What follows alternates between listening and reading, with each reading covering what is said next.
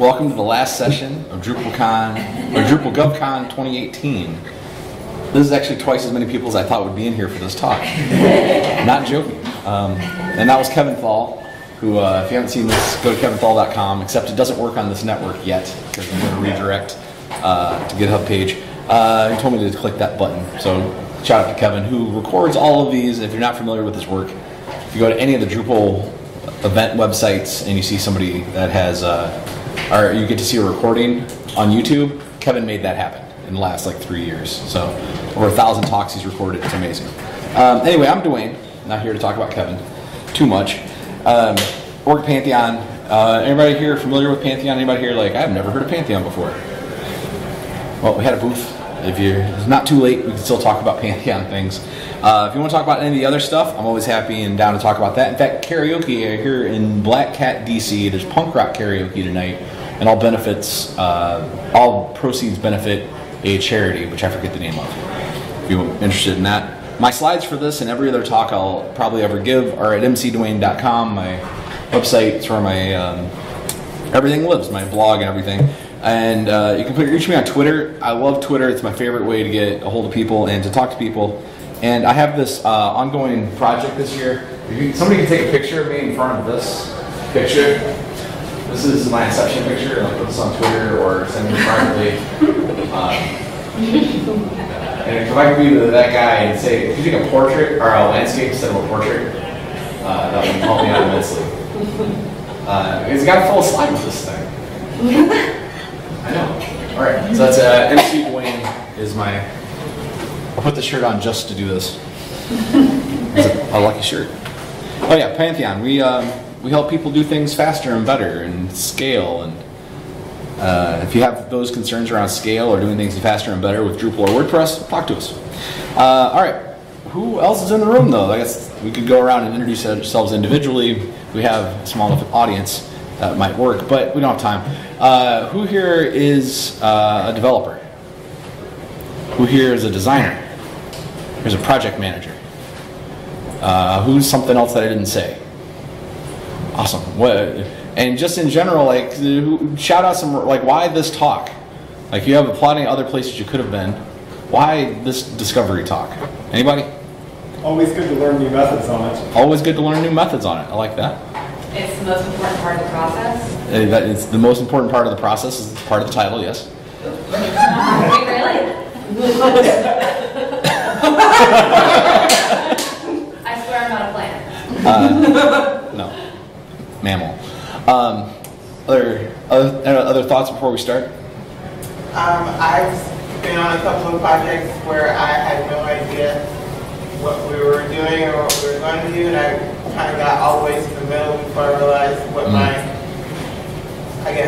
contribution would be for the project. So I was like, if I had known, I would have asked X, Y, Z first. So yeah, we did a repeat for the microphones for the recording. She started projects before, she gets to the middle of it before she realized she hadn't had requirements done, and you go back and start all over again. Those are great answers.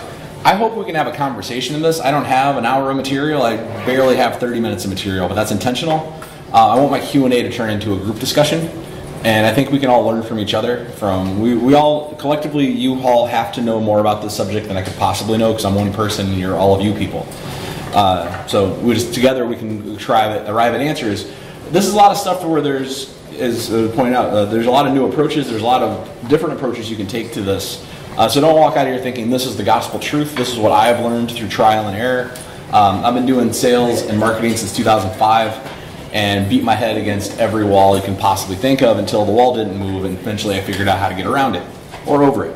So together I think we can get there. But did anybody come into this room and saw the talk title and, oh no, I didn't update it on this slide. We'll do it live. YouTube, Balmer, Discovery. Which the one was I want? Balmer, Discovery. Discovery. Yeah, here we go. Nope, that's the wrong one.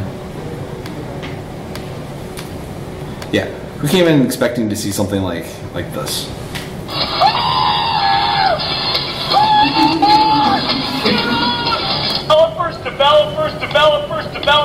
developers, developers, developers, developers, developers, developers, developers. That is where the name of this talk came from. Discovery, discovery, discovery, discovery. Discovery, discovery, discovery, discovery. Because this is all you got to know about discovery. Not really. But I like that slide because everybody leans in. No, it is about questions, and we're going to get to those questions eventually. I promise. We'll get back to them. But really, it's about this. And for the designers in the room, I'm not sorry. My expectations for this slide were I would have the word expectations and results on a slide. The arrows and the fact that you can see the contrast and the bars that are covering things up and the weird mismatch. That meets my expectations. As a designer, it probably doesn't meet yours. I've had many people say this is an irritating slide. But my expectations for it were it would say those two words, and that's it. And I would be done with it, and I was happy with my results. Because my results met my expectations exactly. When we don't meet people's expectations exactly, weird and bad things happen. This is really the heart of everything we're going to talk about today, is helping understand what the expectation is and how to help people get to that expectation. Because you could give me a yellow cake with a stripe and an eye on it, and people get fussy if they don't get exactly what they think they wanted. And if we have clients that it's like, oh, it's cute that you misunderstood, that's get you on the right path. But we also have people that talk to other people that we're delivering projects for. And we actually have this problem inside of the web industry as a whole. That this is an actual quote from a CMO friend of mine who told me one time over drinks after a $500,000 project that they weren't happy with the results, and it came down to this: that Dwayne, they just don't take their responsibilities seriously, their fiduciary responsibilities seriously. We pay them a lot of money to give us results, and they don't even bother to figure out what that even means. That's a CMO in Silicon Valley. How many other people in Silicon Valley do you think this guy talks to on a regular basis? I don't know. But he definitely knows other CMOs. Will those other CMOs hire that same firm to do that same kind of work? Probably not if they know this dude. This is endemic of the entire industry. There's a whole world of people who hear the first part of a problem and say, I can fix that. And let's dive in and let's fix that.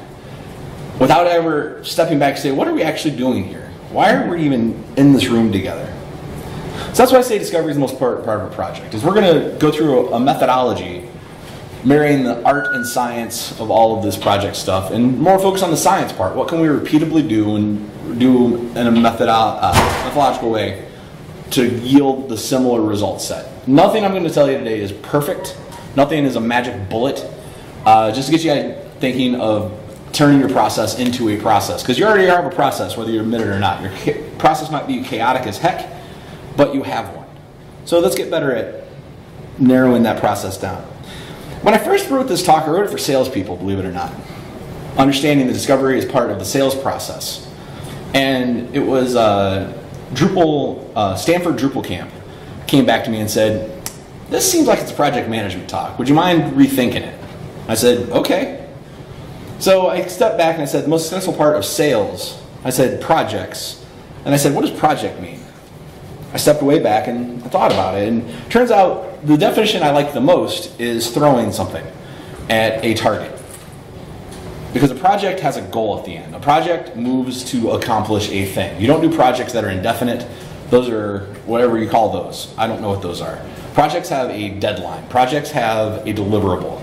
A project has something at the end that says we are done and successful with this project. If you don't have that defined, you're never going to get done. So that's what we're going to get to today, is understanding how to get to there. So let's get into the meat of this. Who's ever seen smart goal setting? Seen this slide before in their life? I love this slide. I'm not sure who made it, but I'm not sure who originally wrote down smart goal setting, but I love this. It's in the wrong order, I think, but it doesn't spell anything the way I think it should be out. Time bound. If we don't have a drop dead date, we don't have a project. Specific, okay, that's super important. Attainable, we'll find out through the process. Measurable and relevant are the two most important here. And as we're going through discovery, this is what has to be in the back of your mind at every step. Is this measurable? What they're talking about, what they want. And is it relevant to anything else going on? Now, for agencies in the room, for freelancers, for people that are controlling who they work with, sometimes my advice is just going to be run away. For everyone else that's working inside of a project, I can't give you that advice. It's still the same advice though. But we're going to talk about strategies to, well, get to a point where you have all the data you need to find out what's measured and what's relevant through a process. And I keep using the word important part of a project. The important part of a sales process was my original idea with this. So that's where the slide originally came from. But it turns out this is a project funnel is just as much as it is a other funnel, because the thing we're limited by is time in our world. We can't make more of it. There's no such thing as time management. We only have priority management. And we have to stack our priorities in order to do only so much stuff. Where we want to spend the most of our time is the deliverable part of this. We don't want to have to spend most of our time writing proposals for what we're about to do. We want to spend most of our time actually delivering the thing we're going to deliver. But to get to that point, we have to do a little more work to like figure out what is possible, what should we do out of this stack of things we've written down. But to know that, we have to qualify the bucket of things that are feasible, that would be possible we could do before we go into the process of writing all of these things down in detail and picking one. And then there's a whole world of just general ideas we have of things we could possibly do. That's working from the bottom up. From the top down, if you look at it from a sales perspective, from a project perspective, imagine all of you in the room are on my team, and all of you have a wonderful idea of things that would help get us to our end goal for this project. And we wrote them all down, and we said, okay, what can we actually realistically do off this list? We can't build a new building, we can't build our own hosting, we can't do this or that, but here's the pile of things that we can do. Those are called your qualified pieces, your qualified leads. If it's sales, this is sales terminology. Leads, everyone in the room, qualified leads are people that can actually do something you could possibly pay me for, you actually have time to do, you actually care about, that will actually get done that we can measure. Then we go through this process of discovery to figure out of this world of things we could do, what should we do? What are actually going to get us to real results? What's actually going to end up being something that's useful to the overall goal of the project? What is relevant to the project? Out of that, we'll have proposals.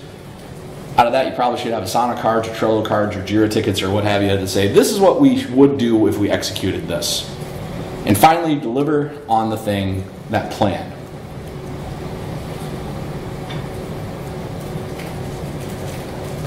It comes down to this, though, with that planning. Planning's hard. Getting people to talk about their dreams is not. It's weird, but it's not hard. It's kind of counterintuitive, the process of going about asking people to say, what do you really want to do? And why does this matter to you? But this is all we're asking them to do is like, just tell me what your dreams are, we'll write into a plan, we'll do that or we won't. The process is easy for human beings because it's the way I learned it, and the way I think it's most effective, is we get them to tell us their stories. Like, what's the story of this? Who uses user stories or user journeys in their work right now? There's a reason you do, because stories work, because human beings relate to them immediately. The keynote yesterday of open source in government and action, or open source helping the world, was all told in stories. I love that keynote because I could relate to all of those stories because I understand the story. It wasn't a set of facts. It wasn't a list of things. If you ask for requirements by saying, give me a list of everything you need for this project, oh, that's a nightmare. If they knew that, they wouldn't need you in the room. If they knew that, they could do it themselves. They need you they need you in the room to sort out what that list is based on what they can tell you, which is their story. Fortunately, stories all work the exact same way. This is Ken Adams' story spine. Ken Adams lives in Orinda, California. Every episode of Scooby-Doo, every episode of Gilligan's Island, every episode of Gilmore Girls, every episode of every TV show you like, Friends, all of them, all follow this exact model. There's a baseline reality. Once upon a time, there's a world where rabbits and turtles talk to each other, and the rabbits were kind of jerks. And every day is the pattern that happens. Every day there's a pattern, a thing that happens. Every day the rabbits were jerks to the turtles and would go taunt them that they were too slow. But one day, there's a change event that occurs. One day, a turtle says, nope, I'm going to challenge you to a race. And because of that, all the animals in the valley gather. It's not an and then. Challenge the race, and then they raced. And then the turtle was out in front. Because of that, this other set of events happened. This world came together. And because of that, another series of events happened. You all know the rest of the story. Until finally, there's a resolution point. There's something that is directly tied to that change event. And ever since then, there's a new baseline reality. I think this maps very well to a sine wave. Not a true sine wave if you're a mathematician, but basic function. There's a baseline reality. I can see my mouse. Yes. Baseline reality. There's a common repairing pattern. Change event. In a successful project, you go uphill because of that, because of that, because of that, until finally, and ever since then. So here's my favorite example that I came up with, contrived, when I was writing this talk originally. Once upon a time, there was a company that sold shoes online. And every day, they could handle about 10,000 shoe orders, give or take. But one day, they got 30% more than that, and the entire system went down for days. And they panicked. And because of that, they realized they needed a better order system that could handle a lot more shoes. And because of that, they embarked on this whole internal process where they realized they did not have the internal expertise to actually pull this off. And because of that, they realized that they really can't hire this skill set, and they don't want to become a development company for this kind of technology. And because of that, they sent out an RFP and started looking for contractors that could do this work and actually pull it off, until finally a contractor came in, delivered an order system that could handle 10x the capacity, so 100,000 shoes a day. And ever since then, Zappos has been able to sell 100,000 shoes a day. It's more or less the true story of Zappos. They didn't want to become a development company themselves. Notice when the contractor came in to do the work. Until finally. The story of Zappos has this much to do with the outside contractor they brought in to build their order system. We coming in to do projects, even internal projects we're working on, we got to remember that project is this much of a giant story. So we don't spend the time to say, what are we really doing here? What's the actual reality you live in? What's the actual reality you want to get to? We're just going to be guessing all of these facts and think that our entire world is this RFP. This entire world is just this one project. And that is so far from reality, it's crazy. The good news is all of these are recursive. I have a whole other talk about this and a bunch of theory and writing on this. But the good news here for everyone is that all you really need to remember about this is there's a baseline reality. There's the world we're coming from. If they can't tell you that information, run away. If you're working inside of an organization, they can't tell you the history of how they got to where they are today. Wow, that's crazy. They will not be able to ever solve their own problems, ever, if they don't know what they're doing. If they can't tell you, every day we do this, every day this happens, this is how the order system works, this is how the tickets go in, this is how the customers deal with our site. If they don't know these facts, that's a terrible red flag for you. I'm sorry. And they should be able to tell you the future state they want. Yeah, the orders right now are handled in this spreadsheet, and we'd really like it for web form that dealt with, put it into Google Sheets for us instead of a CSV download. Okay, that's a realistic but most of the time they're not that specific. It's like, yeah, we can't handle enough capacity right now, and we'd like to get to a world where we can handle enough capacity. And they should know this one right here. This is actually super critical that they know this. But one day, what happened? Why am I in front of you right now? If everything was going just smooth and great, why did you call me? Why am I here to solve your problem? Why are we doing this? What caused this? Was this an order someone gave? Okay, that's a good change event. Like, let's get it done because the captain said go. Was this a critical failure? Was this, like, it all sets the tone for what they're actually expecting. Are they in crisis mode because something really catastrophic just happened? Or is this, we came up with a committee and, we'll need to get it done. Which of those is more critical to the business? The fire. Always put the fires out first. The thing they don't know, and they are really hoping they wish they knew, is until finally and all the steps in between. If you can say, I can do this thing for you, and in 6 months, this is the new reality you'll have, that's a great way to sell a project. Look, I can put this piece of technology in place for you.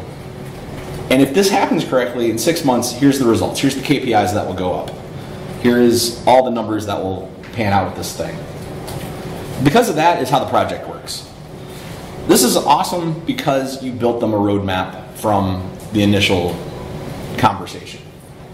So when things get bumpy, things are like, oh man, this feels really weird, this process that we're going in as a client. You can say, hey, we talked about this. We're trying to get to the here, remember? These are all steps to get to there. And because of that aren't and thens. They're because of that. This world spawned a whole new set of reality. South Park is the best example of this. The sub-stories in South Park are all because of that. They actually, Trey Parker and Matt Stone actually firmly believe the story model. That's why every episode of South Park works. It's not an and then. It's because this happened, this whole other crazy set of adventures happened. And because of those set of adventures, this whole other world of circumstance happened. So if you watch the three-act, the way they use 3 acts in South Park, it follows this to the letter. And all of those and thens are all because of that, are all completely separate worlds that could be their own shows. So how do we actually have that conversation with people? How do we actually sit down and say, I want to write this story spine for you? That sounds super counterintuitive. That sounds like something crazy to say to someone. It's not. But if you lead them down a path of, I have a bunch of questions we need to go through. It's called discovery. I promise you they have heard of this concept. We're going to go through a discovery process. We're going to go to the discovery phase. My buddy Mike Miles works up in Genuine Interactive. Once told me he uses this process as a developer with his project manager every single time now. So I know this works outside of just the independent freelancer selling a project. Back to these questions, but we'll get to those. I want to talk about the ground rules of how we actually get this done. And this is my methodology that I've developed over the years, of beating my head against the wall until something finally worked and I got enterprise sales kind of nailed down. And then I got allured by the actual tech of what I do. And that's how I became a developer advocate today. And giving talks at camps and whatnot because I love the tech. Any discovery you do, you need to do face-to-face. Email discovery doesn't work. Email discovery has too many nuances to it that you'll never ever see. Phone discovery, it's better, but it's not face-to-face. Face-to-face works because of how human beings communicate. Our entire way to communicate evolved way before language was a thing. Way before language was a thing. Dr. Sylvan Thomas wrote a wonderful book on affect theory. Affects are the facial states of, they kind of closely map to emotions, but he learned it by handicapping horses at racetracks, by seeing that this horse is going to do better than that horse based on the way they're behaving right now and based on the way their face looks. So he said human beings are the most articulate faces in the animal kingdom, period. We have more fine twitch motor fiber in our faces than any other animal that's ever lived. That's why you can tell me how this meeting's going. How's this meeting going? Good. Great. For who? What's he thinking? I got work to do. Yeah. Zero other dialogue, zero other information than what you're seeing on their faces, and you could all answer that question in the same way. That's how powerful it is to see someone's face when you're talking. If they look really, really nervous about something they sound confident about, dig into that. Why is that mismatch happening? The thing that they said that they're really excited about, write that down, because that's what they actually want to happen. Come back to that one later. The things they are grimacing about and really sound mad about, take those very lightly and grain of salt on those, because they're already mad about them. You don't need to make them madder. But those are things you need to drill into. We have wonderful tools like Zoom and GoToMeeting and, to a much lesser degree, Google Hangouts and Skype that will let you do this remotely. But you do need to see someone's face-to-face to really get discovery properly. If you can do it in person, do it in person. Always got to ask open-ended questions. This feels weird when you first start writing your questions out, but then you get the hang of it and it feels weird not to. Because there's only 6 ways. There's only 6 ways to start an open-ended question. Anybody know what they are? You already do. You learned them in school. How, what, where, when. That's it. If your discovery question doesn't start with one of these, or some very close approximation that ends in an open-ended question, rewrite your question. If you're asking, are you the person that signs off on this? the possibility, and this actually happens sometimes, they'll just say no. And just sit, stop talking. And now we have to ask, like, well, okay, who does sign off on this? Like Carl Sagan said, if we can save a step, let's skip a step. Let's just ask them straight up, who signs off on this? I don't know is the right answer sometimes, we'll get to that. But if you're doing a layout, like, do you want the picture on the left or the right? And in their head, they had this idea of this like background image that changed as you scroll down the screen. And you're asking about hard-coding an image left or right.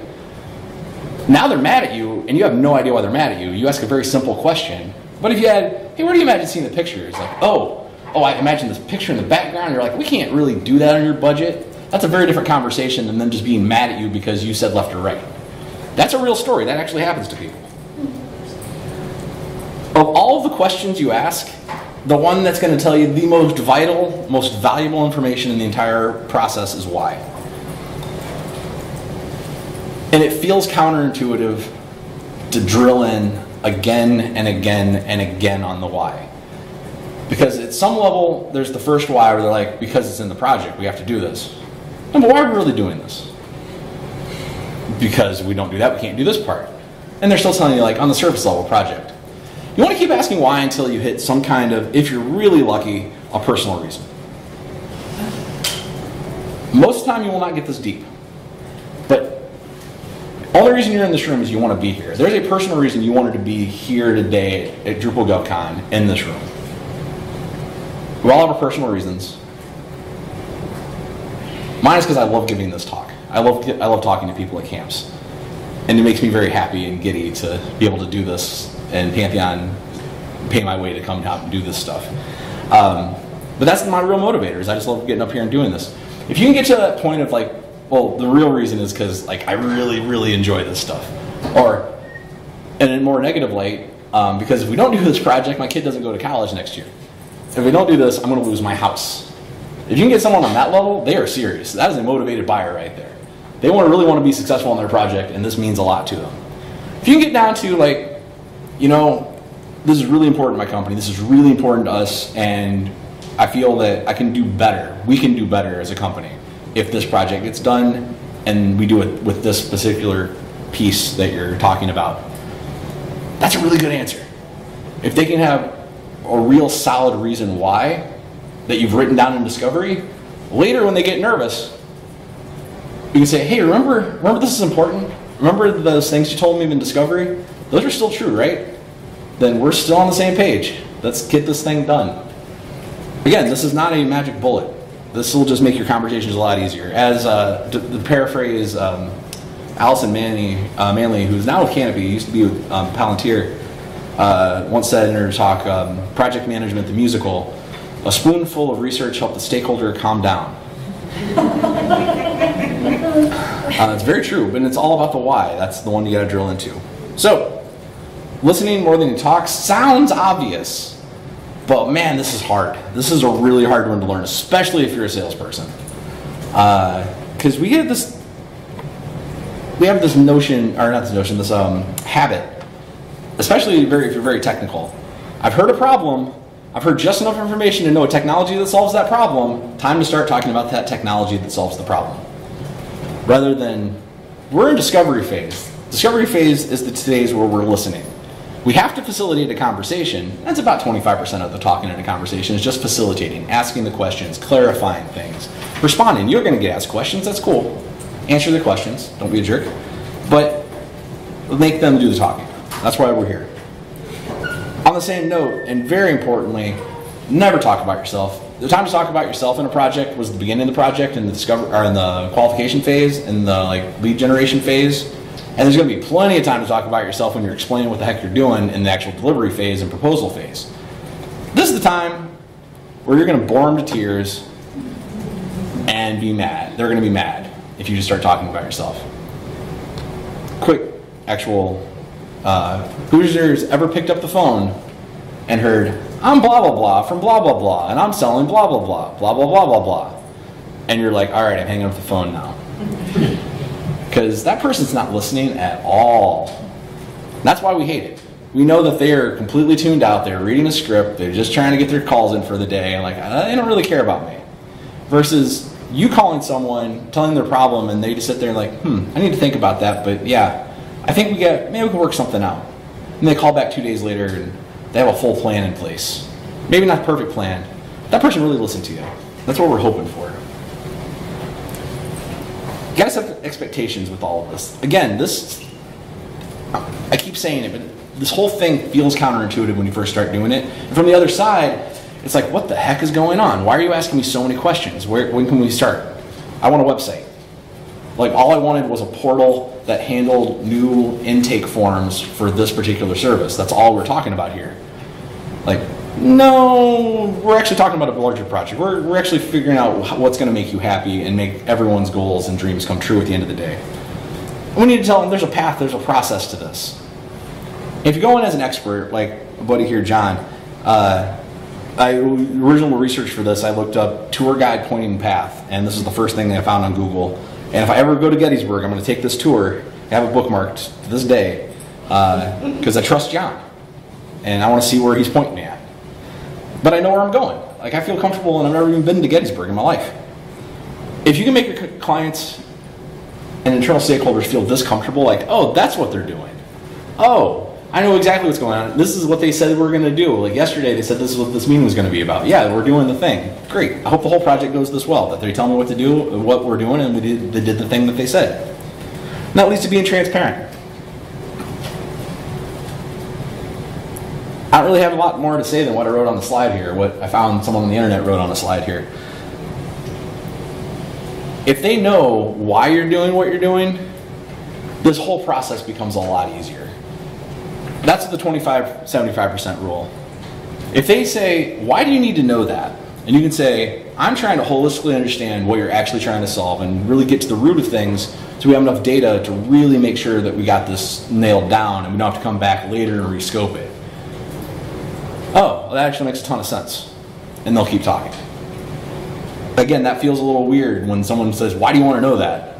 Because they're going to be defensive. Opening up about why you want to do a thing is really personal. That's why I say keep drilling until it's personal, because it is personal. Until they open the kimono and tell you what's going on, well, they don't trust you. That's my favorite one. Giving people freedoms. Freedoms to dream. That's the most important one on this list. But all of these are important. I don't know is an all right answer. I don't know followed by no, we're never going to find out is a terrible answer, but I don't know, let's find out together is a wonderful answer. It really is. As long as you actually go and find out. If everyone in the entire chain doesn't know, you have a problem. If someone has to know the answer to these questions. If they don't, then you're really not ready to start the project yet. They can talk about the personal stakes. Again, it feels really weird to talk about personal stakes in a business project. Freedom of approach, especially if you're doing anything with a committee at all. Having a whole other talk about dealing with multiple stakeholders. You have to talk to a whole group at once and write down what they say, and then go talk to each individual in a process, figure out what they say, and see if it all lines up. And if it does, you're good. And if it doesn't, you got to go keep digging until you figure out who's actually in charge and what the actual story is.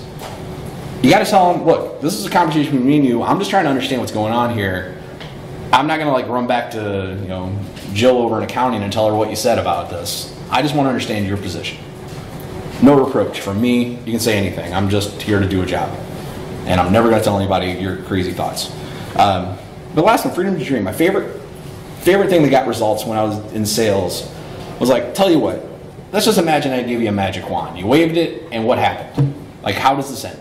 What's the magical thing? If you have magic now, what happens?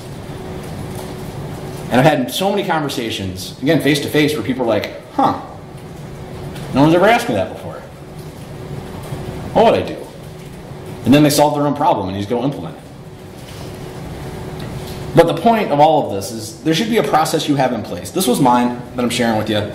That by the end of it, you have all of your data points filled in. You have all the questions answered that you wrote down. And you've gone through your checklist.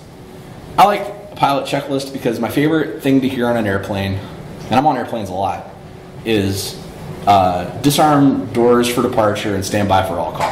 To this day, I don't really know what all call is, but I know that means we landed safely at the gate and they're going to open the door any minute now, and I can get off the plane, and we landed safely. And that's my favorite thing to hear on an airplane, because it means we're done, and I'm ready to go about the rest of my life. I know we got to that point because there's a FAA mandated checklist that says there's a bunch of stuff that has to happen before we get to that point. And so them saying that is part of that checklist. So I'm like, all right, it's done the process. I'm good to go. I can walk out the door. So, to actually get to these questions, this isn't a bad list. It's not a great list. It's not a bad list. It's a list. It worked for their particular project managers and their particular organization on the types of projects they worked with. There's some good ideas in here. Take it for what it is. The point is, you should have your own list going into a discovery process to say, I need these points of data to be successful with my work. And have some kind of methodology that you're consistent with to say, we're going to go into a discovery process. And by the end of it, you're going to answer all of my questions. And if we can't get to that point of answering all my questions, we're not going to do this project. Having the faith and courage and conviction to say that. If you're a freelancer, is a little more like, we can come from a place of abundance and I can just walk away and find a better client. If you're working internally, it's having that honest conversation of what are we actually trying to do here? I've done enough stuff internally where I say, wait a minute, you want me to do this, but we also are doing this. What are we actually trying to get done? And it's annoying. I am a pain point in certain processes inside my company because I'm the person who says, wait a minute, what are we actually trying to do here? What are you actually asking us to do? And sometimes we eliminate steps. Sometimes we eliminate entire sections of a project internally. It's like, oh yeah, you're right. Yeah, if we think about it that way, yeah, we already have this data over here. We're already doing this. Yeah, why are we reinventing the wheel for this? And that's what Mike Miles said. Like sometimes if you ask, what is the business goal we're actually trying to solve? I can make this form any color you want, but what are we actually trying to do? Oh, make it more accessible? That wasn't on the ticket. Let's go actually make this accessible now. So that's what I had to say.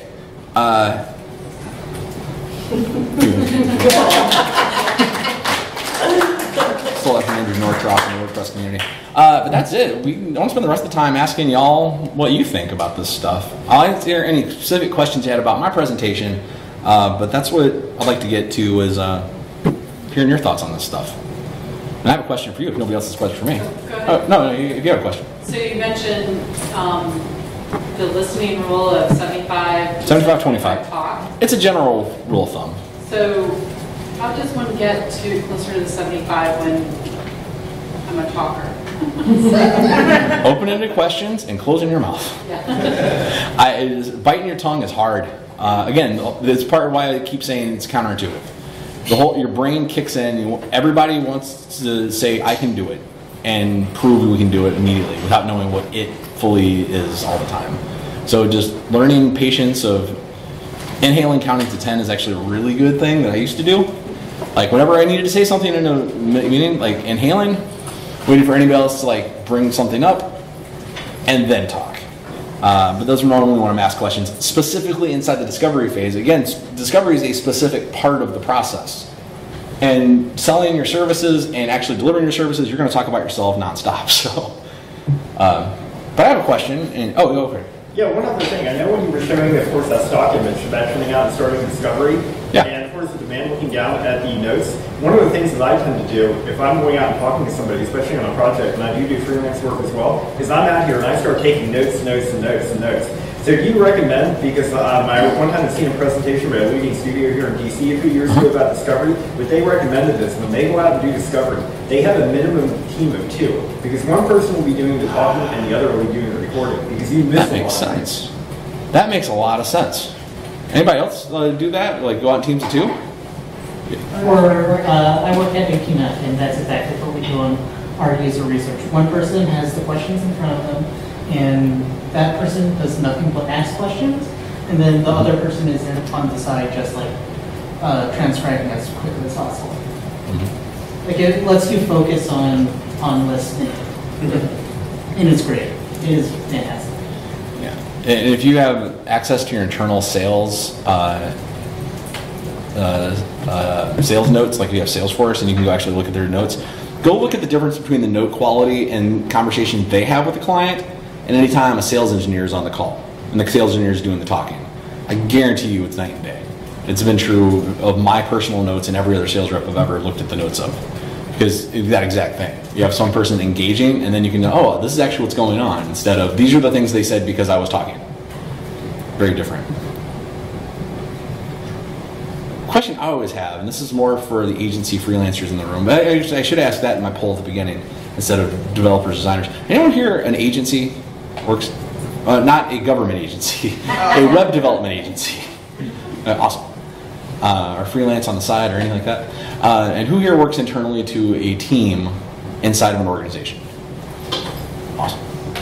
And how about everybody else? There's a couple people who didn't raise their hand at all. You said no agency, so that threw them out. Yeah. Okay. For those of you in the agency world, do you do paid discovery where you work? Yes. Yeah. I wish. I'm always very fascinated by that. The very first time I gave this talk, Todd from Four Kitchens was in the room, and I asked him, like, how do you guys do paid discovery, or what do you do paid discovery at Four Kitchens? And he launched in this wonderful diatribe that I said, this is much better than Q&A. I'm just going to start asking Todd questions, so I'm sad he's not here. And that turned into, let's ask the room. Is there any other techniques that you have picked up in doing discovery that, like, this definitely works better for my team and my position, that, like, we've found success with this part of discovery or using this methodology? Something you're, like, really happy with the way you guys do it? Well, one thing is that having the questions written down and open-ended is really important, but also being willing to, when you sort of get a sense of something different that you need to follow up on, and going deep with questions that aren't on the script. Mm-hmm. So, and that can be hard and uncomfortable at times, but it's important to, like, pay attention. And that's where that note taker, that takes the pressure off, and you can just kind of lead where you need to go. So. Mm-hmm. Yeah. I mean, sometimes even on internal teams that I find, especially for one of the projects I'm working on is a custom HR, basically survey and data analytics app. And they have a lot of Fortune 500 clients. But the thing behind it is, I know oftentimes what we have and what we hear comes through filtered business leads. Sometimes it's possible, and even on a distributed team, it can be a little bit difficult. But if you can get people in a room and do whiteboarding work, because I find that actually lowers the barrier. And there are people, of course, that are not very verbal, and so they don't feel they're that articulate. I find that it actually drops barriers, and people will actually want to go out and do something on a whiteboard where they may not be comfortable talking. That is an excellent point. That's just from a pure accessibility standpoint, not making someone engage in a verbal process, or making a non-verbal person engage in a verbal process is a recipe for disaster and non-inclusivity. Giving that whiteboard option, that's brilliant. I like that. I like that a lot. Yeah, to add to that, one of the things that we do is post-it notes and then talk about it. Mm-hmm. Like, we'll have a prompt like, what is your, going back to dreaming big, not drinking big, that's tonight. That's tonight. But asking them, like, if this is wildly, what does wildly successful mean to you? Mm-hmm. And then, like, having everyone spend a couple minutes writing down the 3 things, and then doing again, like, what are your biggest pain points, and then, like, putting it up, and then having everyone dump vote of, like, what are we going to talk about during this workshop? Mm-hmm. It also helps us that, like, we are magical in that we are legally obligated to do paid discovery. Yeah.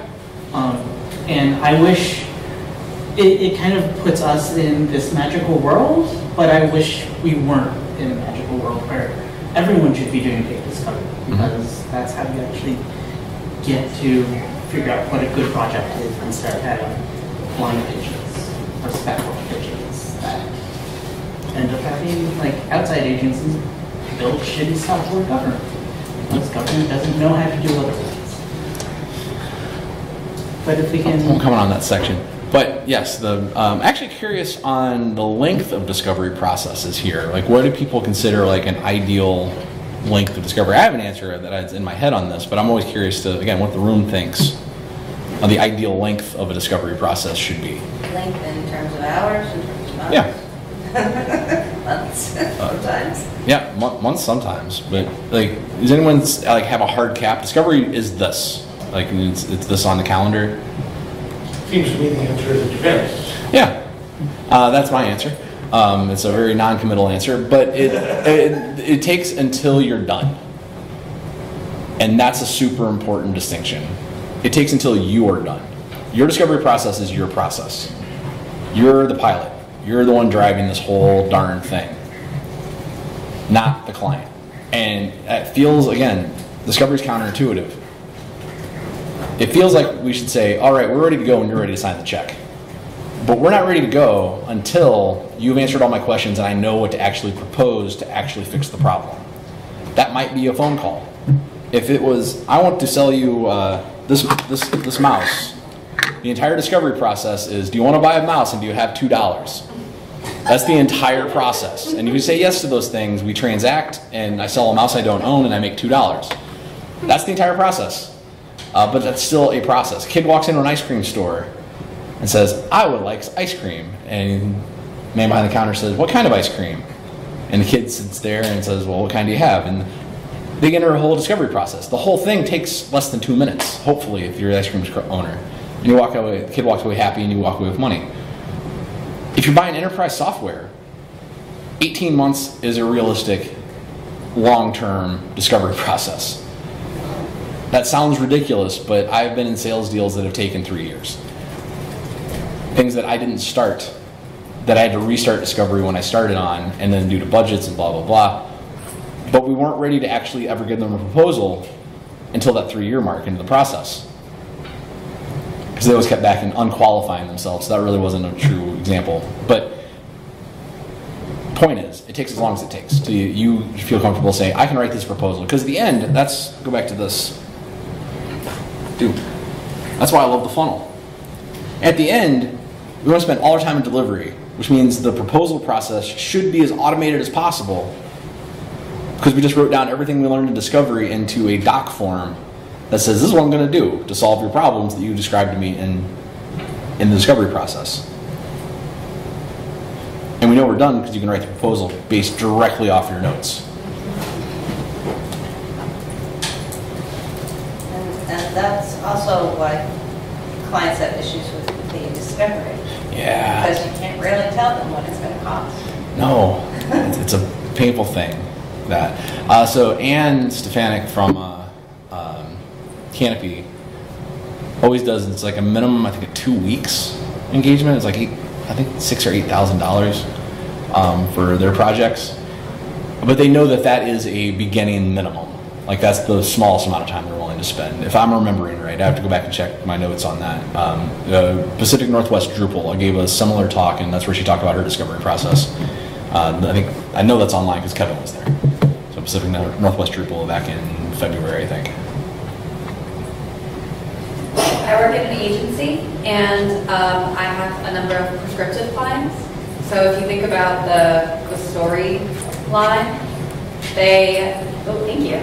They know but one day, they know never since then, and they want to tell me every single step in between. Oh yeah. Yeah, and oftentimes the steps that they've outlined and have clearly said I want this will not get them to a never since then. Mm-hmm. So are there solutions for suggesting something else or dealing with these kind of clients who are convinced that they know everything and are 100% right?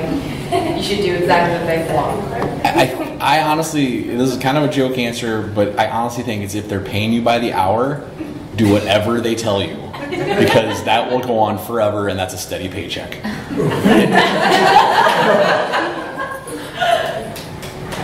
Other than that, I don't know. And other people have thoughts on that. Most of my experience in doing all of this is couched in product companies. So a prescriptive client is, I want to buy that. All right, I sold you that. We're done. So that's what a prescriptive client meant to me in my head when you said that. The challenge is that I face is sometimes it's just easier to lean into it and say, okay, fine. Especially when you push back time and time again. But then when you don't get them to their goal, yeah, it's your fault, not theirs. I walk when that happens. Yeah. Because you're right. When you get to the end and you didn't solve their problem, they don't remember that you said I told you so. Yeah, they don't. They don't like that. There's a technique comes from Improv. I used to give a talk about Improv. Thanks to Tim back there, actually. He inspired me to give a talk on Improv a couple years ago. The idea of saying yes and literally everything. What you say after the and varies greatly. But if someone says, I wanted to have a picture of my dog on the top of our homepage for our business. In fact, let's put it on top of every page. If you say no, you're automatically in a fight. If it's the CEO that said it. There's no good reason. He hasn't had data. You hurt his feelings because you said no as a contractor. If you say yes, and if we do that, we're going to need the exact picture of the dog that you actually want to put up there, and we're going to need to rescope this, and we're going to have 5 meetings about it. When can we calendar those? Oh, wow, I didn't think that through, did I? So saying, yes, we can do it that way, but let's extrapolate the data points. That will lead to this end. I'm just thinking out loud. That would be how I would guess to approach that. Well, I think there's also that what your client wants and what they need are 2 different things. And we just ran this design challenge, and one of the workshops was on Agile, and the guy who taught it brought his 4-year-old son in Legos. Oh, nice. And so they had to build, the participants had to build stuff based on what the 4-year-old wanted. And what he thought he was going to pick was not what he picked. And what he described what he wanted was not what he picked. So it is very tenuous, and it's hard to keep people focused on, don't come with a solution, be comfortable with uncertainty, which is very hard. And yeah, trying to find those nuggets of really what they need, not what they want. So. Back in my selling days, MJ Hoffman, a guy based out of Boston, a selling sales coach, said the analogy of a pilot on a plane. He liked planes as well. He used to be a Navy pilot, and said if you ever ride in a Navy plane, just like in the back of a cargo hold, it's the shakiest thing in the entire universe, and you understand what real turbulence is after that. But if you ever ride in a commercial plane after that, you're like, this isn't turbulence. No matter how bad it gets, it's like, this is not bad turbulence. And the pilots all know this, because they've all flown these giant jumbo jets that don't have good anything, and they're shaken apart. And if the pilot gets on, it's like, well, we're in some turbulence now. I don't know where it's going to end. If they say, ladies and gentlemen, we are going to hit a little turbulence, and this is zero big deal. We do this all the time. Just sit back, relax. It'll be a little bumpy. Don't worry about it. I feel much better with the second pilot. So going in and saying, look, I've done this a lot more than you have. I'm not saying you know your business, but this process stuff, I know this really, really well. And you can either relax into it and trust me that it's going to get bumpy, but I've done this 1,000 times and I've landed the plane every time very successfully. Or we can panic every time and we send 50 emails about every little detail. Up to you. You're paying me. And that tends to work in my experience using it in the sales process. I'm like, yeah, I know. I've done this a lot more. Sounds a little cocky, but sure. Like that. Yeah, so open and internal teams, and so we all have a lot of discussions with business owners. Our organization is full of web experts. Everybody's a web expert. And what I found, I'll talk to them, my team will talk to them. Sometimes we'll feign ignorance a little bit. Like, well, tell me why you got this specific pattern. Why do you think the site that you've seen at home? Why would that work here? And if we do that enough, we're often able to tease out exactly what they want. And it doesn't work every time. It works often. We'll let it and alongside. Like, here's your idea, here's what we do, here's something else that we can do. And they almost always need to defend that we build because we know what we're doing. We've been able to ferret out what they're actually looking for by investigating their plans and like asking them to justify it in a very nice way just to help us understand. I like that. That actually feels like a really good way to close on this. So thank you very much, everybody. Please keep talking to each other about these things. Like, again, you all know in your heads way more about the subject than I could possibly know as one person. So keep talking to each other, and thank you very much for coming.